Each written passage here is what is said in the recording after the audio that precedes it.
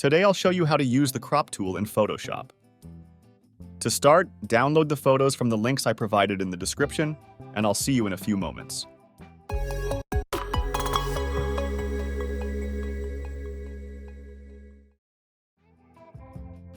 To begin, let's load the photo into Photoshop by simply dragging it from the folder where it's located.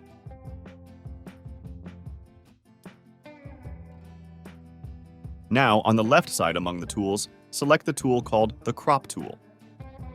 As you can see, as soon as we selected the Crop tool, these white lines appeared in the middle and around the edges of the photo.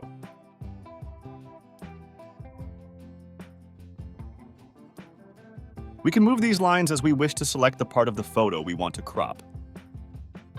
What's inside the bright area is actually what remains after cropping. Once you've adjusted the lines to your liking, simply press Enter on the keyboard and the photo will be cropped as you desired. Sometimes you may need to crop a photo to a specific aspect ratio, for example, if you're creating a banner or a photo for Instagram. In that case, at the top left, you have a drop-down menu with predefined aspect ratios, such as square format. Also, we have formats 4:5, 5:7, 2:3, and one of the most used formats, 16:9. For instance, if we choose the 16:9 format, we see how the photo is cropped exactly with that aspect ratio.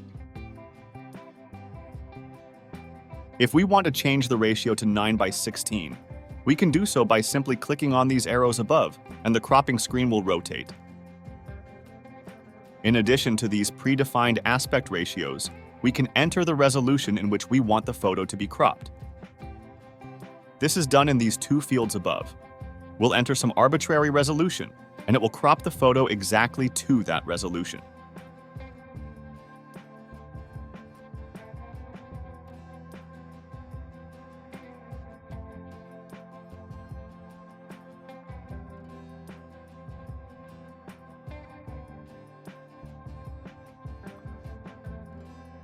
By holding down the left mouse button, we can move the photo to crop the exact part we want.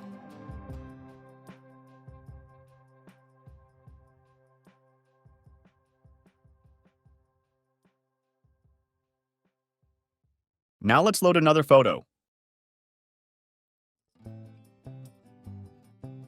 As you can see, this photo has a slightly different aspect ratio than the previous one. Here the height is greater than the width. Suppose we want to create a photo where the length is greater than the height.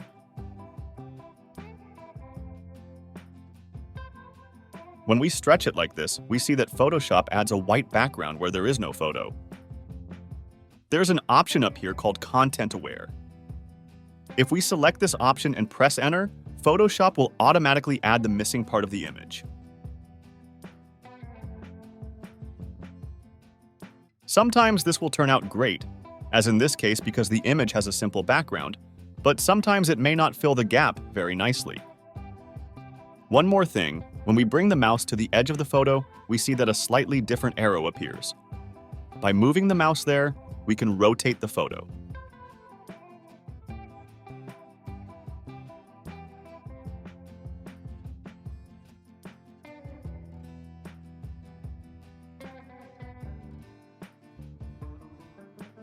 That's all for this lesson. If you like this course and want to stay up to date with the lessons I release, subscribe to the channel and like the video.